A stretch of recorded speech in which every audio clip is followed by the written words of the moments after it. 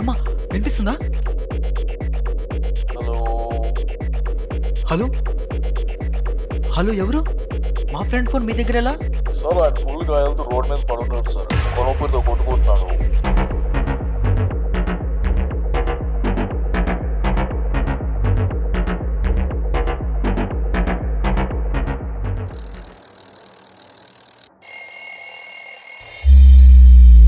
అంటే బ్రహ్మగాడు చనిపోతే నాకు లూప్ రిపీట్ అవుతుందన్నమాట.